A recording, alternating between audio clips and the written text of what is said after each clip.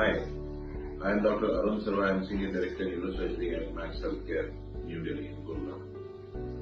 Today I will be talking about disc replacement surgeries in spine and why they are important.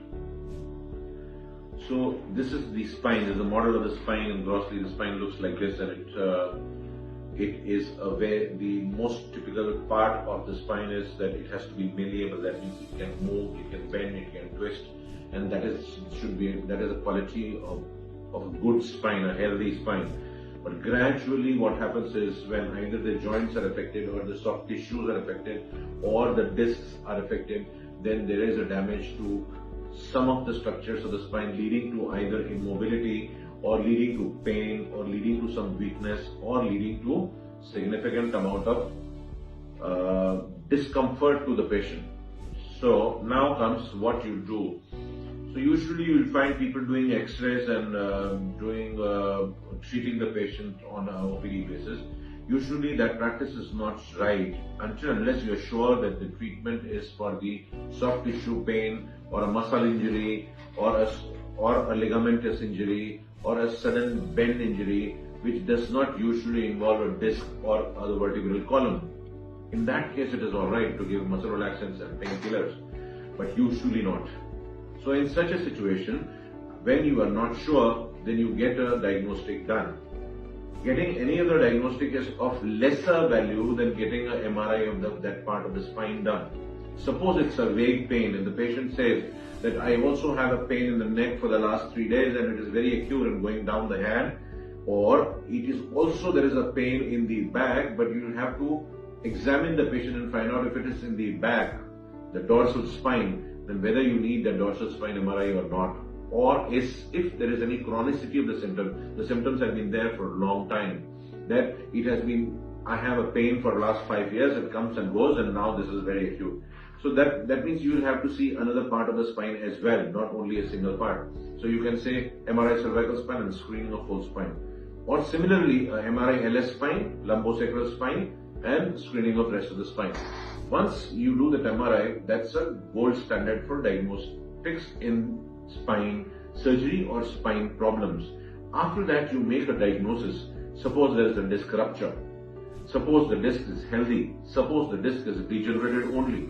Suppose you find out that there is a significant degeneration at that particular area, or there is a degeneration at more than one levels.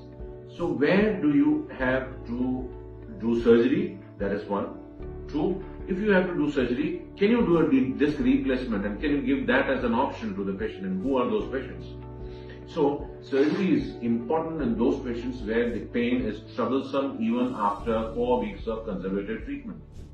If it is not controlled by conservative management and good physiotherapy and certain different aids to such a patient, if there is a neurological disorder like excruciating hand pain and the disc fragment is large, then you need not wait.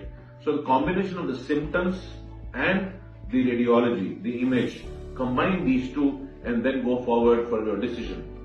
So in such situations you can go even early and particularly if there is a neurological deficit. Suppose some people say that I have a foot drop, or suppose somebody says I am unable to lift the arm. That means the patient has surely a nerve compression which is significant and should be removed to get a good fast recovery. Now, what are the types of cases where I can do a disc replacement?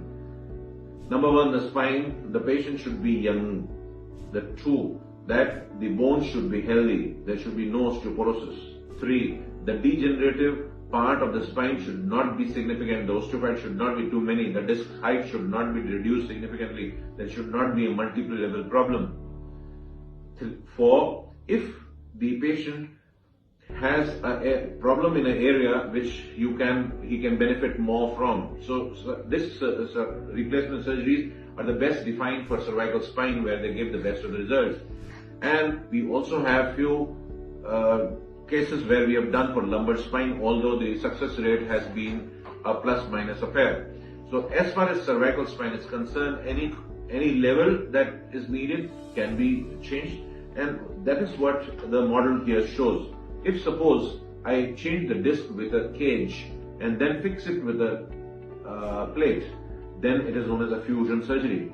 The difference is that there would be no movement in the vertebra in between. Now, similarly, I would remove the disc and replace it with this structure, as a result of which the spine can keep on moving like a normal spine and it would not be fixed. And the spine can work for longer. The adjacent level degeneration in these cases in about 10 years is about 20% or more. In these cases, it is much lesser. So the range of the movement remains to be better, and the future problems pertaining to the spine would be much less. So such cases are ideal and good cases for a cervical disc replacement. Although it's a little costly affair, but it's much better surgery than having a fusion surgery, if at all possible, in a certain situation. Thank you.